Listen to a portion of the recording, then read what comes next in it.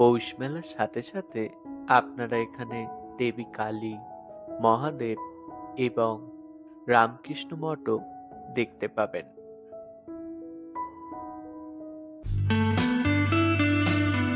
বিকেল পড়ার সাথে সাথে আপনারা পৌঁছে যান শ্যামনগর ফেরিঘাটে।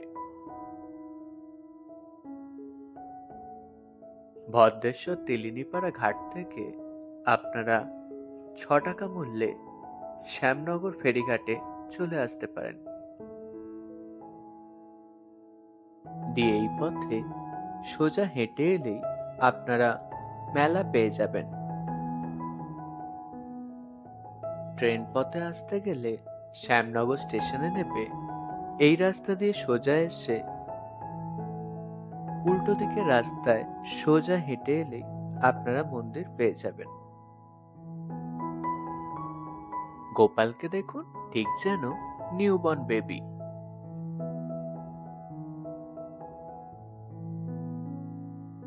আজ থেকে প্রায় ২০০ বছর আগে গোপীমোহন ঠাকুর এই মন্দিরটি নির্মাণ করেন।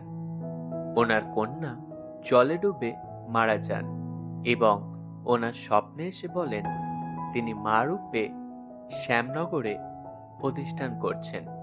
সেই মতো গোপীমোহন এসে মা কালীর এই মূর্তিটি খুঁজে পান এবং এটিকে প্রতিষ্ঠা করেন। মা এখানে ব্রহ্মময়ী নামে পরিচিত। দক্ষিণা কালী হওয়া সত্ত্বেও মা গঙ্গার দিকে মুখ করে, অর্থাৎ পশ্চিম দিকে মুখ করে রয়েছেন। শোনা যায় তিনি নিজেই গঙ্গার দিকে ঘুরে গেছেন।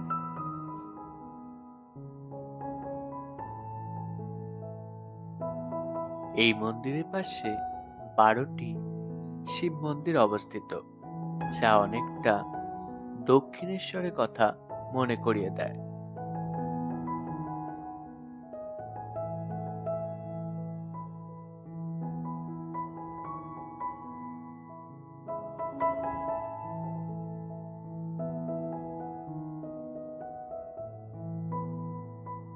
এই পথে আপনারা একটি রাধাকৃষ্ণ মন্দির দেখতে পাবেন।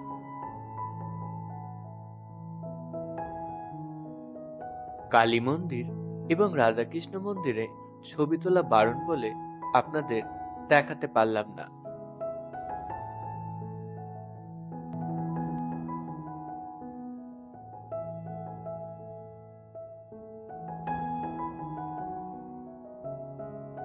পুজো দেওয়ার জন্য অনেক ডালার দোকান এখানে দেখতে পাবেন।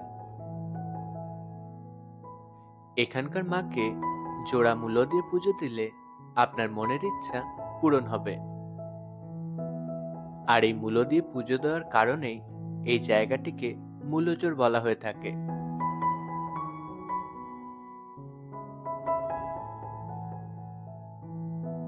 এখানে একটি বিশাল শিব মন্দিরও আছে, যার ভেতরে শিবলিঙ্গটি অনেক বড়।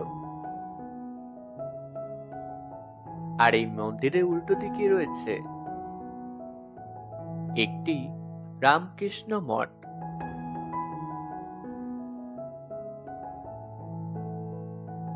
কখন খোলা থাকে দেখে নিন।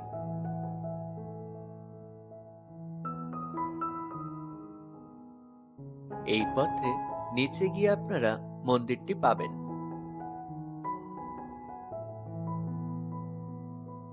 এই হলো মন্দির প্রাঙ্গণ।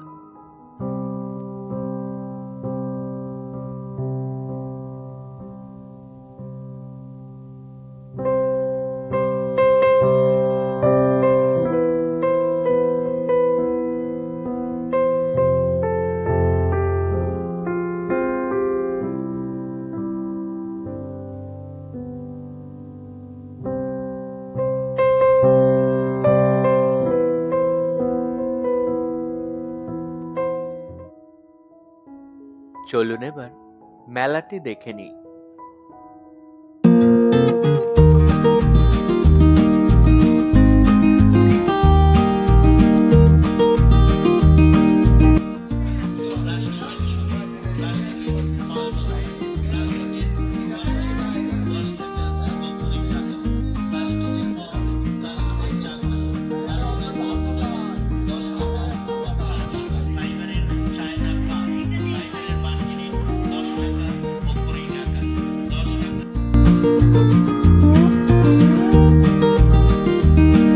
পুরো পৌষ মাস ধরে এই মেলাটি চলবে।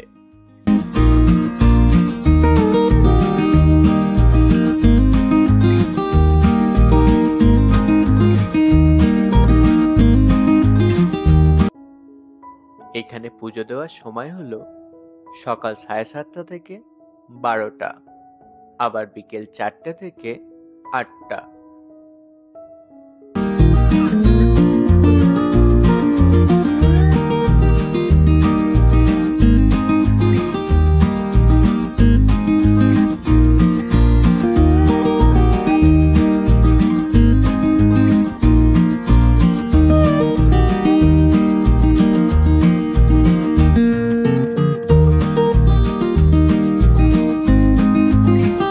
খাবারের দোকানও এখানে অনেক পেয়ে যাবেন।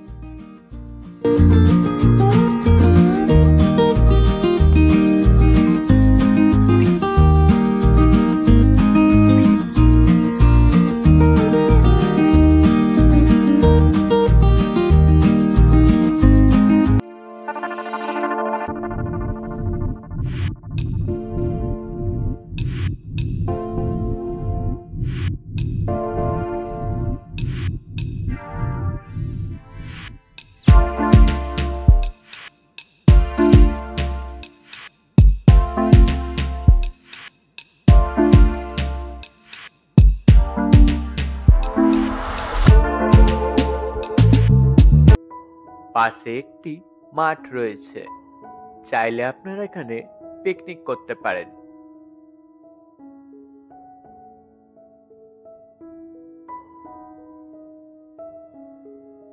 আর আছে গঙ্গার পাড়ে নানা বাবার মন্দির।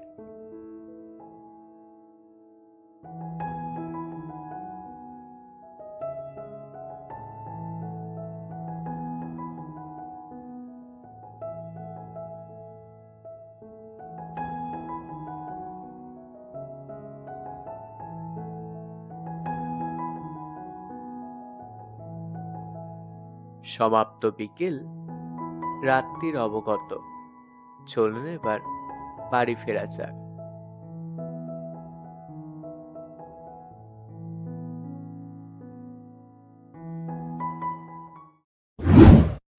Like, comments, subscribe my channel.